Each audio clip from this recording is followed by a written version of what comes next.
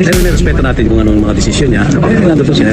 Pero kailangan siya talaga na alam naman natin straight yan na kung investigasyon, ex-police yan, ex-chief PNP yan. Para police, kung magkalo, kabukari namin. Ano ba ito? Mag-investiga yan. Mas sila dyan. Mas eksperto sila dyan, di ba? Kaya, okay, kung ano man ang desisyon ni Sir Horacio na ginagana po ito rin respeto. Okay.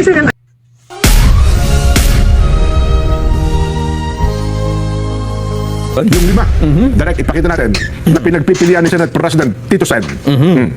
Kasi karamihan ng mga inirekomenda dyan na pwedeng maging chairman ng Senate Blue Ribbon Committee ay tumatanggi. Umayaw no? Ayaw. Kasi nga naman sabi, ang maganda yung punto ng Senator Marcoleta kung sa tiramin sinira niyo Pagkatapos susirain gusto niyo iparesolba sa akin. Di ba? Yun ang ano Halimbawa, teka muna, asan ba yung mga nagsalita na yan? Yan. Si JB Ejercito. Ito kasi yung senador. Yan, limang pangalan na lumutang. Pero ito yata yung pinakamatunog, Senador JB. Ganon. Dahil sa nung umayaw yung iba, siyang naiwan na parang itinuturo. Anong sabi ni Senador JB Ejercito nung siya ang natanong, maturo na baka ikaw pwede maging chairman? Ito po ang sabi niya. Una, papasalamat ako sa tiwala for considering me for such a very important committee, the Blue Ribbon. No? Kaya lang, alam ko limitasyon ko, mas marami ang tingin kong mas may kakayanan ang mag-lead ng committee. Ayan, ayaw niya rin, di ba?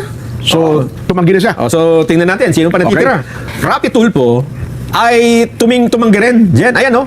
I'm very flattered that my name is being considered among 4 other senators for the prestigious Blue Ribbon Committee chairmanship. However, if offered to me, I will humbly decline. Ayaw din. For the simple reason that I don't want to lose focus on my 3 committee chairmanships that are my main advocacies. Yan po, labor, migrant workers, and public service. Ayun. So, sa simpleng salita, ayaw din niya. Ayaw din niya. Kiko Pangilinan. Yan. Ano kaya ang sabi ni Senador Kiko Pangilinan? Ako, sa tingin ko tatanggapin yan. Ito. Tatanggapin. I must say, however, parang may conclusion na kagad. Siguro may nauna pang statement. Ano? Sige nga. That considering that I now sit as chairman of 3 Senate committees, Agriculture, Food and Agrarian Reform, Justice and Human Rights, and Constitutional Amendments and Revision of Codes, ang dami na, no? It would be unwise to accept a 4th committee. More so, the Power Blue Ribbon Committee. The Powerful Blue Ribbon Committee. I have championed the country's food security and agriculture sector for the last 15 years. Sa isang simpleng salita, ayaw din pala niya. Tinanggihan din niya. Akala ko pa naman, Senador Kiko Pangilinan na ang Blue Ribbon Committee. Pia at Risa na lang ang natitira. Kasi dati, di ba, naalala mo, si Pia ay hinawakan na niya ang Blue Ribbon, Nung nakaraan lang, nung nawala sino nga ba to, si Senador Francis Tolentino, ipinasa sa kanya. Ang problema, tumakbo din ata ito, kaya hindi rin nakapag-concentrate sa Blue Ribbon. Sige, so ano sabi ni Senadora Pia Cayetano? Tinatanggap ba niya ngayon? Si Senador Pia Cayetano ay wala pang statement as of this moment. Wala. Si Senador Risa Ontiveros ay yan. wala pa ring statement as of this moment. So sila ay tahimik. Pero si Senador Lito Lapid ay nauna nang naglabas ng statement. Bakit? Ay, siyempre, senador siya. Siyempre, may say siya, di ba? Hindi naman siya naalok sa Blue Ribbon. May opinion siya. Ganon. Sabi mo, ba't hindi nyo inaalok sa akin, di ba? Oo nga. Sige, meron siyang statement ba? Meron. Ang sabi ni Senador Lito Lapid, Ang sabi ni Senador Lito Lapid, pakinggan natin. Senador, Nanong Malyari. isa lang magsalita pakinggan natin. Oo naman, tagal na namin magkasama niya mula noong 2004, kasama ko na yan. At least ako, siya pang 5 terms na dito sa Senado. Ako ay 4 terms na rin ako bilang senador. Dito rin, tuloy-tuloy din kami nagsiservisyo sa ating mga kababayan at leadership dito sa Senado. And then sir, nag-resign si Senator Ping na chairman ng Blue Ribbon Committee. Meron kayong preference sa kapilya to? Gusto niyo ba din siya mag-stay put? Oo, dapat mag-stay put siya kasi siyempre, kaya-kaya naman niya yan Ewan ko, baka may sakit lang kasi kanina hindi nakapag-preside Kaya lang sir, final answer na daw. Final answer na daw po, mag-resign na talaga siya. Pero respeto natin kung anong mga desisyon niya. Nandito siya. Pero kailangan siya talaga na alam naman natin straight yan na kung investigasyon, ex-police yan, ex-chief PNP yan. Para police, kung magkalo, kabukari namin. Ano ba ito? Mag-investiga yan. Mas sila dyan. Mas eksperto sila dyan, di ba?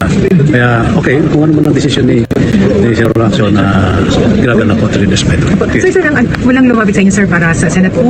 Wala. Kahit noon pa naman, kahit sino pa nagsisenate, basta kung sino nga gusto ng majority, bigla na po. Yun na nga, 5 senador ayaw nila maging chairman ng Blue Ribbon Committee. May kanya-kanyang dahilan. Bakit nga ba ayaw? Unahin natin. I-recap lang natin yung mga sinabi dyan. Unang-una, si JB Ejercito. Anong dahilan niya? Anong rason niya? Bakit ayaw niya? Ang sabi niya rito, alam ko limitasyon ko. Kayo nang humusga. Pag sinabing alam ko ang limitasyon ko, ibig sabihin, mukhang hindi ko kaya yan. Para sa akin ito, mukhang hindi kaya ni Senator JB Ejercito at syempre pa, sabi niya, may mas magaling dyan kaysa sa akin. May mas lamang dyan, may mas deserving dyan kumpara sa akin. Pero nagpasalamat siya at naisama ang kanyang pangalan sa magiging chairman ng Blue Ribbon Committee. Sino ba? Etong si Senator Rapi Tulfo. Si Idol. Ano naman ang alibay nito? Ang sabi niya, I don't want to lose my focus. Kasi nga, apat yung kanyang committee na hinawakan. Ay, 3 pala. 3. Kung hindi ako nagkakamali. 3 committee yung kanyang hawak-hawak na. So, ayaw niya mawala sa focus doon sa 3. Kumbaga, yun ang gusto niyang tutukan. Tama nga naman kasi may 3 committee na siya. Pag ipinasok pa ito, magiging 4 na. So, ayaw niya. O, di ba? Ibig sabihin, reasonable din yung kanyang dahilan. Eto pa. Sino pa? Si Kiko. Senator Kiko Pangilinan. Ano sabi niya? Unwise to accept. Ibig sabihin, hindi wise. Kasi unwise eh. Oh, hindi daw wise na pag tinanggap niya. So, ibig sabihin, ayaw niyang tanggapin. Yun lang. Kasi nga naman, marami na rin siyang committee na pinanghawakan. Isa na nga dyan yung Department of Agriculture.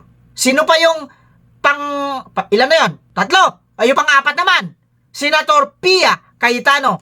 Kagaya ng alam natin, si Senator Pia ay naging chairman na rin ito ng Blue Ribbon Committee nung panahon ni Senator Tolentino. Pagkat nawala na siya eh. Ito yung pumalit. Ang problema, nag-re-elect niya. So, hindi siya nakapag-concentrate bilang chairman ng Blue Ribbon Committee. Ang problema nito, hanggang sa ngayon, kagaya nung sinabi ng 2 anchor natin dyan, 2 host natin dyan, na si kapatid na Nelson at kapatid na Jen Subarjaga, hanggang sa ngayon, hindi pa rin nagsasalita. Ibig sabihin, hindi pa sila marunong magsalita. Ang pang-5, eto na. Sino ang pang-5 na iniisip nila at gusto nila na maging Senate Blue Ribbon Chairman? Eto, walang iba kundi si Riza Hontiveros. Ganon din ang dahilan nito. Hanggang ngayon, hindi pa rin nagsasalita. Hindi pa marunong magsalita. Kailan kaya ito magsalita?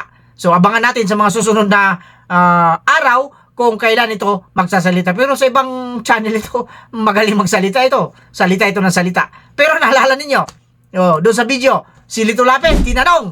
Ngayon, mahaba-haba ang sinabi ni Lito Lapid. Kasi nga naman, hindi nyo kasi ako tinatanong kung bakit, kung gusto ko bang maging chairman ng Blue Ribbon Committee. Ngayon, mahaba yung tanong na. Mahaba yung sagot niya pala. Di ba? Kaso, ayaw niya rin. Yan ang sinasabi natin dito, may mga senador kasi tayo na binuboto. Bakit? Ilang taon na kasi pabalik-balik yan. Siya na mismo ang nagsabi. Ilang taon na siya dyan? 2004. Kung hindi ako nagkakamali yun ang sinabi niya. So, ibig sabihin, 20 years na. Dyan, pabalik-balik sa Senado. Pero magpasa hanggang ngayon, hindi ko alam kung anong ginawa nito. Believe lang ako dito noong nasa local pa ito. Naging gobernador ng Pampanga, naging mayor muna, tapos naging gobernador. Hindi ko na alam kung ano pa yung ibang posisyon niya doon sa local government unit. Pero dito sa Senado, mukhang alanganin nito. Kaya sa susunod mga kapatid, mga kababayan at mga boss, pagdating ng eleksyon, huwag po tayo mag-i-elect. Huwag po tayo bumoto. Iwasan po natin bumoto doon sa mga taong kilala lang sa lipunan. Dapat brainy, kagaya ni Senator Rodante Marcoleta. Gagalit na naman yung mga taga-kabila. Pag nababanggit natin si Senator Rodante Marcoleta, sa susunod na video, abangan ninyo kasi may bumanat kay Senator Rodante Marcoleta at yun ang babalatan natin dito. With that, kagaya na sinasabi natin dito, sana nag-enjoy kayo dito sa video na ito at mag-comment kayo dyan sa baba mga kapatid, mga kababayan at mga boss kung ano naman ang nasa saloobin ninyo. Kagaya na sinasabi natin dito, mag-iingat po tayong lahat. Pero lang sa mga taong ob. May nakalimutan ako. Bago na yung ombudsman natin ngayon. Si Boying Rebullion na, yung ombudsman. Pilipinas!